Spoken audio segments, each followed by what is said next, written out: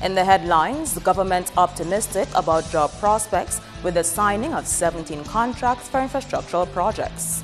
Employees of Jacques Gadakan Quarry is advised to apply for redundancy, and the Pan American Health Organization joins the local fight to eradicate the adult mosquito population. I am Andrea Lee with the Channel 5 News. Details after this.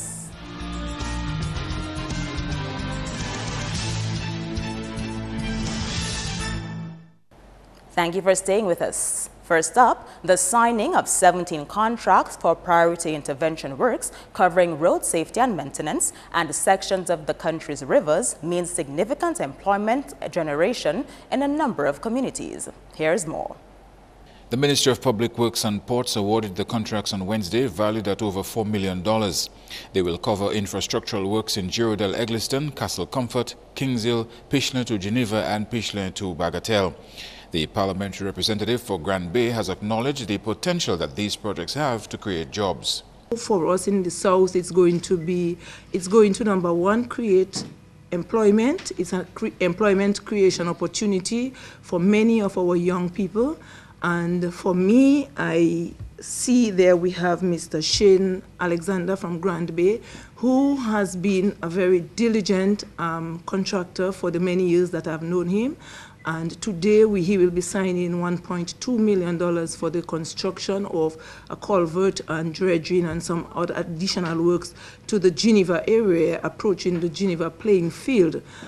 I know he normally employs a minimum of 15, and I'm expecting an increase in the contingent of young people that will be working with him in this project.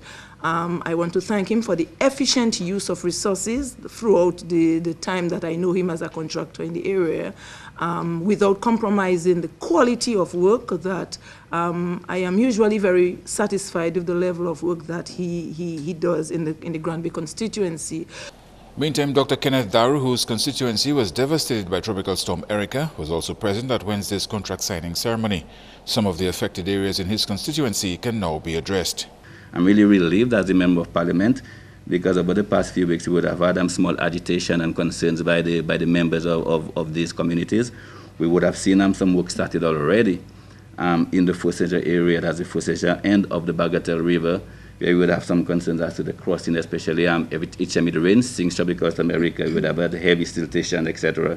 And as we speak, work would be ongoing and probably nearing completion. That would make life easier for the people of the Fosager area.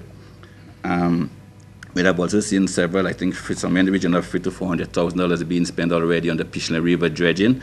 So whatever additional works is going to be done here, somewhere in the region of another maybe over $500,000, I think is welcome work.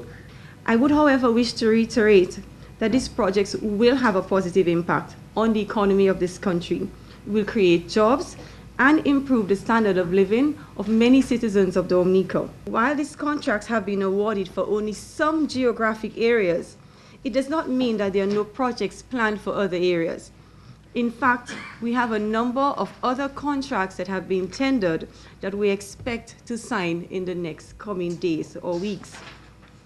In addition, we hope to do a comprehensive road rehabilitation program, particularly in the city of Roseau and its environs, as well as in other parts of the island soon.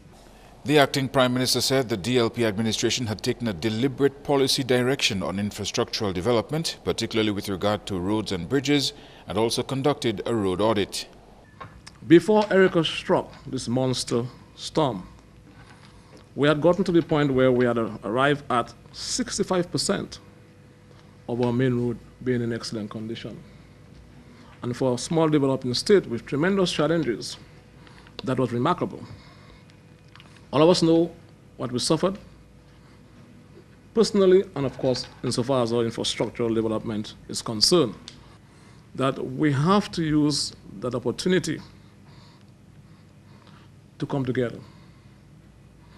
We cannot build back a better country if, first of all, we do not build back better relationship with each other. And we, from the go-ahead, the Honorable Prime Minister had actually extended that olive branch, because we can have the best of houses, the best of roads, But if our general disposition as a people is messed up, then the effort to build back this country better is going to be in vain. On Tuesday, 4 contracts were signed for works in the Roseau Valley, costing $506,000 EC. Trade union leaders representing employees of Jacques Gadakan quarries have advised them to apply for redundancy. Idona Jean-Baptiste reports. Employees of West Indies Aggregates Limited at Collio and the Layu-based West Indies Sand Limited have been owed salaries by their employer since last year.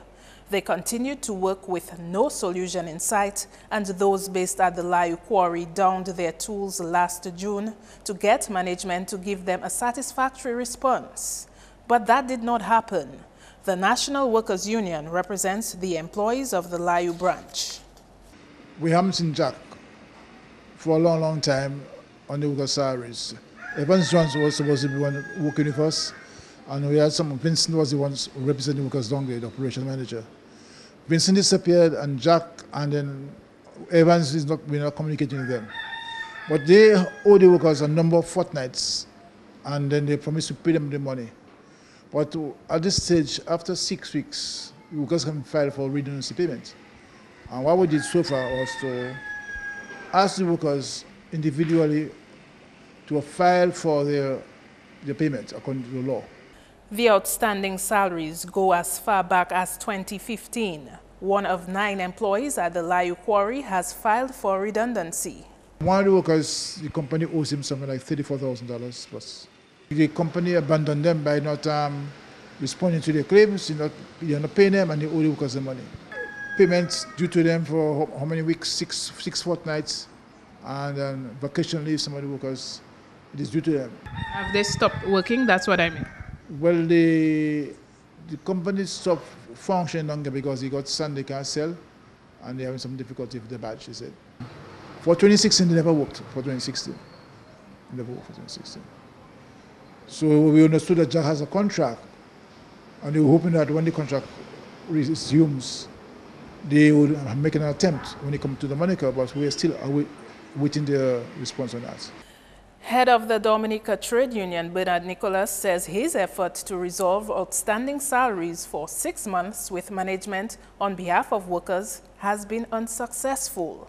The redundancy issue arises as a result of Jack Gadakan since December of last year has virtually closed the quarry. If the quarry is closed and nothing can be done, at least Gadakan should have the common courtesy to inform the Dominica Trade Union, with which his company has a collective agreement, to say, well, we are going to close down or whatever it is. Then you come to arrangement. Either you pay redundancy. Now, this has not been done. The DTU has been representing employees at the Collio quarry since 1997. As far as we're concerned, the workers are still entitled to their full wages because nobody has fired them. Nobody has told them to stay home. But what we've been trying to do, up to December, I engaged a manager.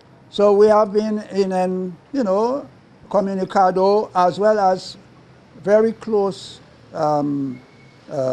talk, both at my office or whether it's at Pont Cassé or at Quarry. We also have outstanding collective agreement from 2009, 2011.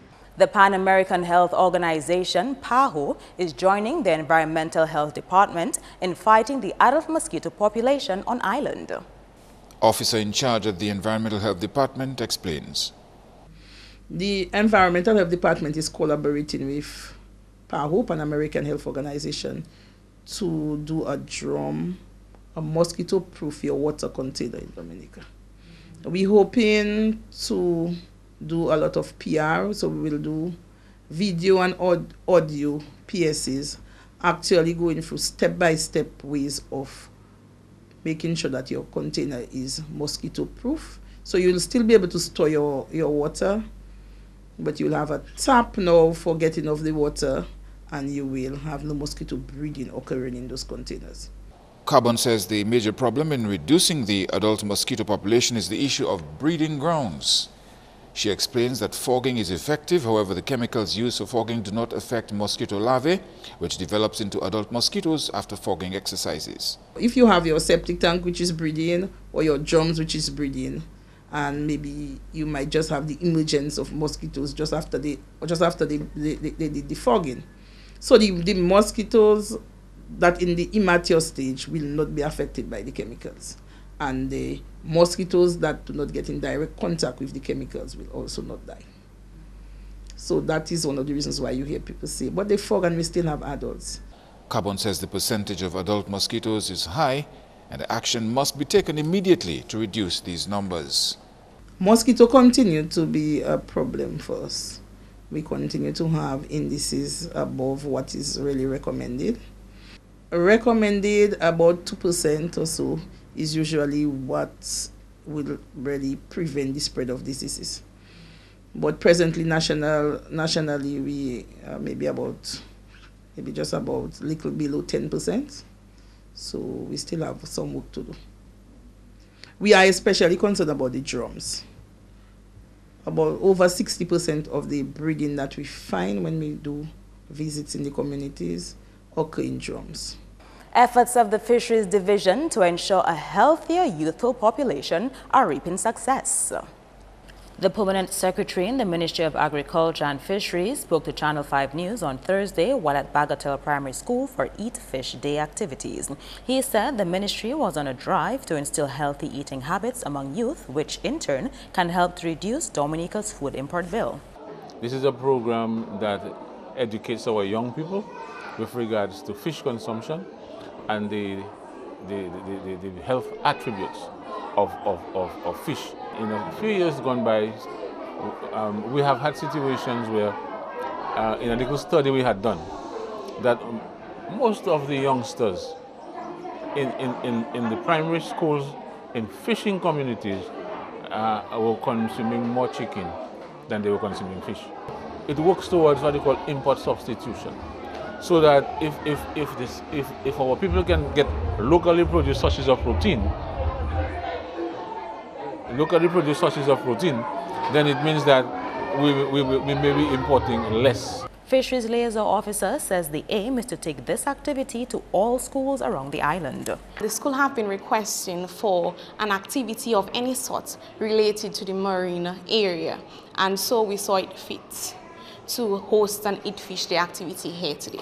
What the Fisheries Division aims to do is to be an ever-present member at the primary schools around the island, simply because they're the generation of tomorrow, and we aim at constantly building the awareness of fish, the marine environment. A few other schools, such as the Convent Prep and the St. Martin's Primary, is currently requesting an Eat Fish Day activity. So hopefully by the end of this summer, they should have an activity as such. Amidst concerns that this healthier lifestyle may have an impact on the population of the marine environment, Geist says that is not the case. Most of the fish that is caught and distributed for the school feeding program is what we call migratory pelagics. These migratory pelagics are deep ocean fish species. And there is no impact whatsoever to the marine environment from catching those species. The species that we could have some impact would be the reef species. And this also cannot be attributed to fishing only. With the passage of Tropical Storm Erica, which is a natural event, I can tell you that the marine environment suffered tremendously. Coming up, an update on Calypsonian Michael Bublé Lafleur.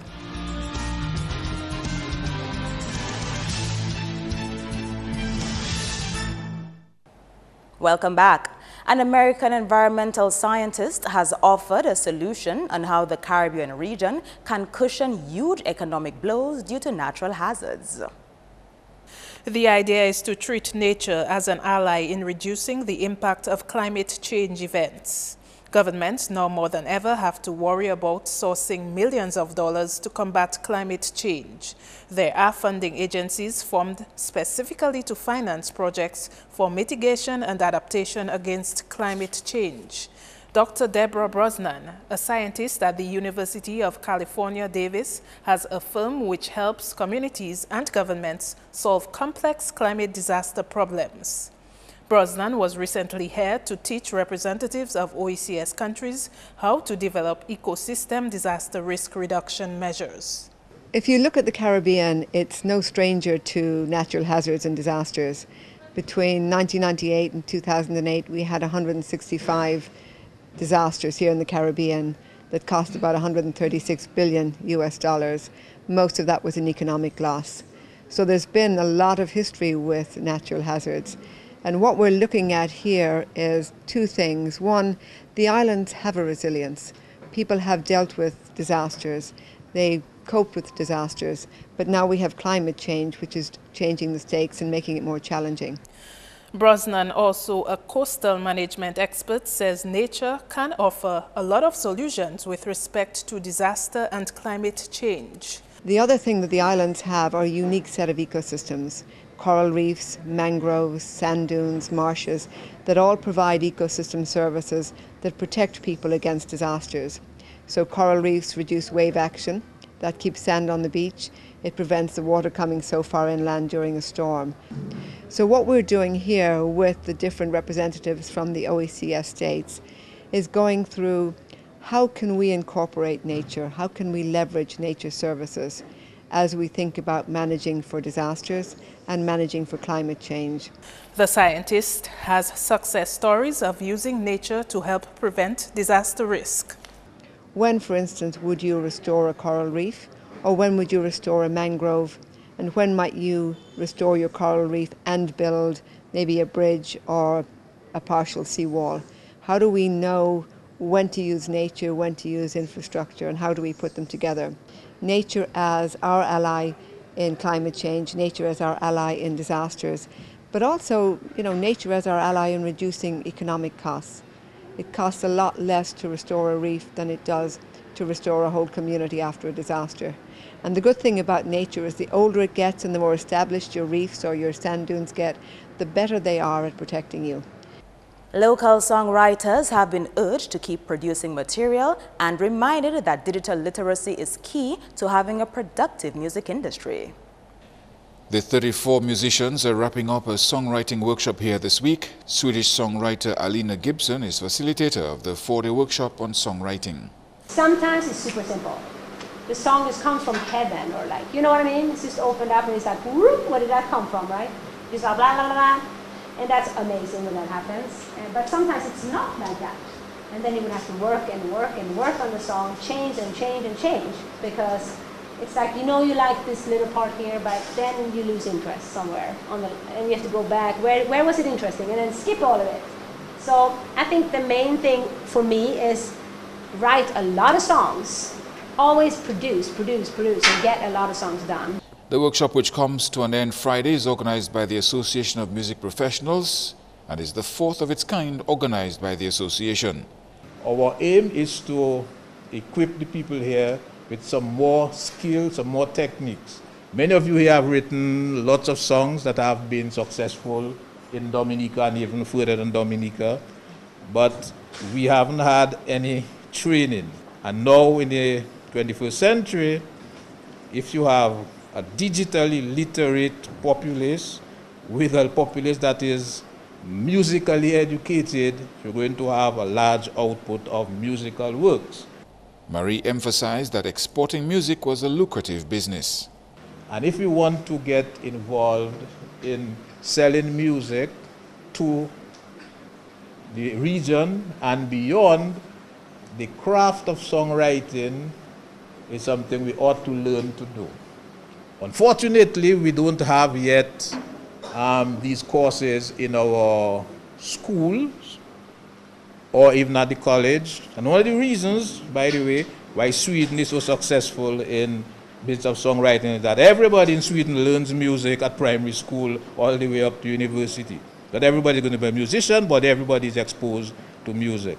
Earlier this month, the AMP met with the Prime Minister to discuss the way forward for the music industry in Dominica. The 2015-2016 national budget made available $500,000 in allocation for the music industry. The Dominica Guadalupe Association is making headway on a post-Erica promise to help renovate the Soufriere Primary School. Roof works are scheduled to begin on Friday and end 1 week later. The Dominica Guadalupe Association contracted the services of M&J Covering in Portsmouth to undertake the roof repair works at the school. So we signed the agreement before the Minister, the PS for the Minister of Education, myself and Mr. Ellis. You can remember that we promised to do that work, as I said to you last time, that it was in the pipeline. Right. So now it's open now, and now the work will commence on Friday. So we're expecting that when the students come in on Tuesday morning that they will see a new covering. The Dominica Guadalupe Association plans on beginning repair work on other areas damaged by Erica later this year. So I told us we promised the students of Soufriere School will be doing the fencing and also the painting, so we're looking forward to do that. As soon as the covering is finished, we'll look into the second phases. When we went to Soufriere, we identified the roof that was leaking and the fence and the painting. So it's by identifying what we identified. We went back to agree upon what we identified. Daly's Primary School will also benefit from the renovation project, as it was also severely damaged during Erica. Well, Daly's Primary School is something of a different, I would say, different field, because it takes a solidarity team which makes up of Korean and other associations, and which is also we're looking forward to be done also. For intervening, and I want to say to Dominicans and to those in Soufriere, that's our promise as Dominican Guadalupe Association to work along nation building, and we are there to work, as I always say, together we can make a difference. The contract signed for roof repairs to the Soufriere Primary School amounted to $15,000. And fans of the Calypsonian Michael Bublé Lafleur have been asked to say a little prayer for the artiste who has undergone investigative surgery. Speaking from hospital, Bublé told Carlisle John Baptist and Matt Peltier in an interview a test performed on a lump in his throat indicated that it was not cancerous. But he sought to set the record straight that he was very much alive and not dead as had been rumored. He did say, however, that his condition makes it difficult for him to swallow when eating, and says he has struggled with it since the last Calypso season. That's news. We join Kenny Williams next with your sports highlights.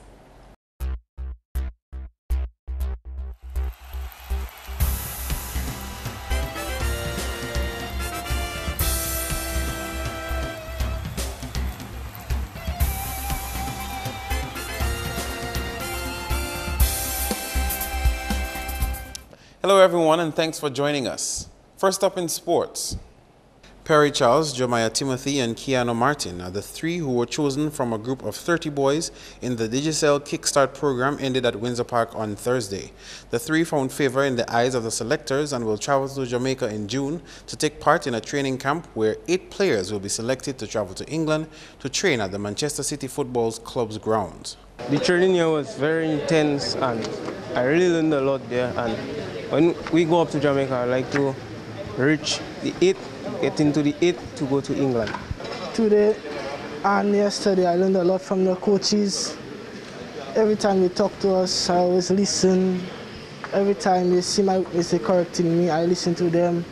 I always push my limits. The past 2 days we've been training here.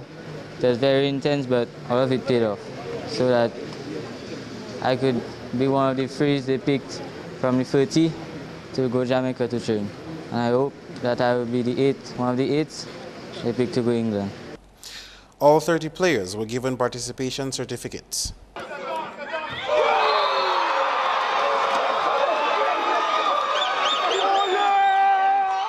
In basketball, the name Ramal Carbon might be on the tongues of local basketball fans for a while, as the Fashion Line Falcons player registered thrilling dunks to help lead his team to an 84-62 victory over Detroit Blazers on Wednesday. Carbon got 18 for Falcons, while Kidjuan Thomas assisted with 17 and Edmund Williams 16. Blazers' top scorer was Thomas Felix with 19 points and 8 rebounds. Meantime, Falcons captain says his team was well prepared for the win on Wednesday.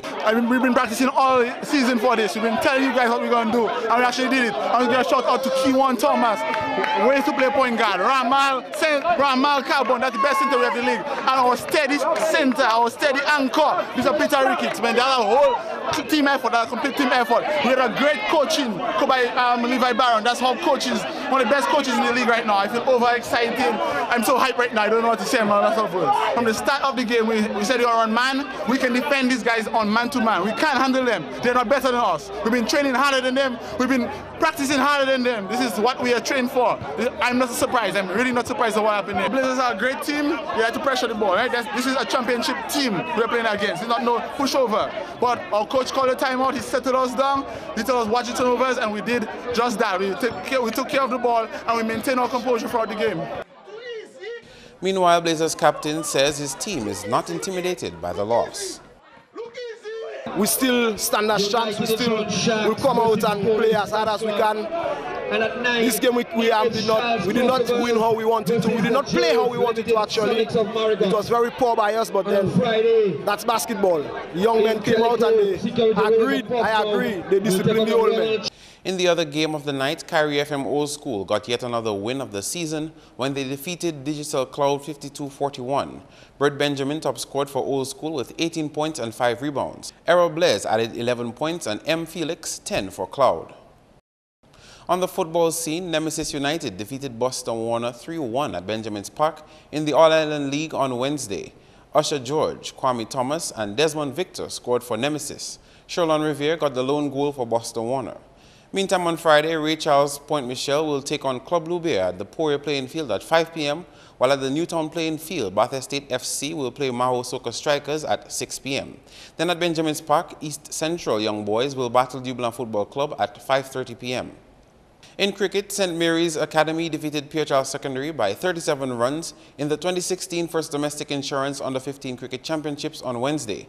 Final scores: SMA 61 and 50 for 9 declared, PCSS 41 and 34 all out.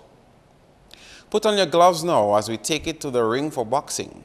Local boxers can now improve their skills and have the possibility of qualifying for outside competition, complement some new boxing equipment. President of Top Glove Boxing Club says local competitions could get the boxers more acquainted with professional boxing standards. For elite boxer, the World Committee of Boxing, which is called IBA, has said that you need to have at least 16 matches a year for you to be an elite boxer. Some boxers don't have to box 2 matches a year. So with this ring in place, we'll have the means and the what to have at least 10 box bouts for a year. So all my boxers can get more practice. So when they go to the actual ring, it's going to be like a foreign place to them because we've been training on concrete or on grass. Joseph says he is looking at 2 possible venues for hosting the matches. I have 2 places in mind, but I just can't say we're going to have it there. I must have dialogue with the people in charge. I was thinking of the Master Court, which is one of the best venue I see in for it because it's enclosed and people could pay to come inside. And also where Mr. Bellot is using at the stadium. That's the next option. The boxing competition is scheduled to begin in June and continue every other month after that. In primary school sports, the Northeast District was crowned the 2016 National Bank of Dominica District football champion when they defeated the North 1-0 in the final. In the first semi-final game, Northeast bested Valley Central, taking that game 3-1. In the second semi-final between Southwest and the North, that game ended 2-0 in favor of the North. Coming back to cricket, Mumbai Indians defeated Kolkata Knight Riders by 6 wickets in the Indian Premier League on Thursday. Knight Riders batted first and scored 174 for 5. G. Gambhir scored 59. Indians in their turn at the crease posted 178 for 4. Rohit Sharma got 68 not out and Kyron Pollard 51 not out. That's all the sports for now. I am Kenny Williams. Do join us again next time.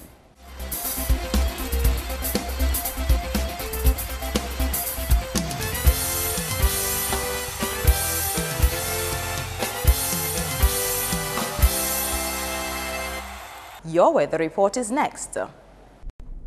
Good evening and welcome to tonight's weather broadcast. I am your presenter, Annie Corretto Joseph. We start off this evening by taking a look at some earlier satellite imagery And what it showed is this area of convection associated with a frontal boundary currently affecting the northern portions of the island chain. Meanwhile, dry conditions were observed across our area. Visible satellite imagery showed few low-level clouds over Dominica. Radar imagery indicated minimal shower activity across the islands. Conditions for tonight: fair to partly cloudy and slightly hazy. Similar conditions are expected tomorrow.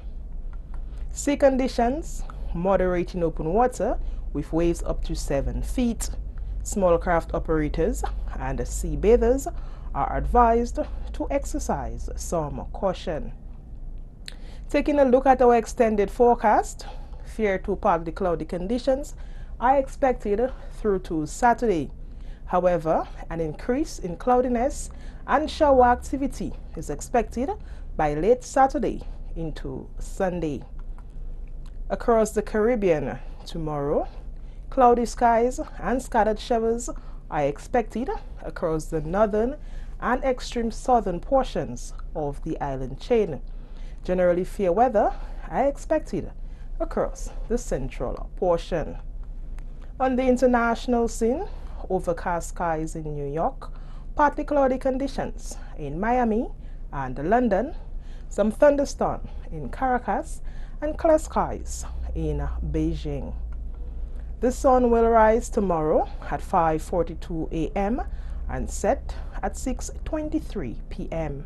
For updated information, visit our website at weather.gov.dm or call the weather hotline at 447-5555. Thank you for viewing and join us next time. Good night.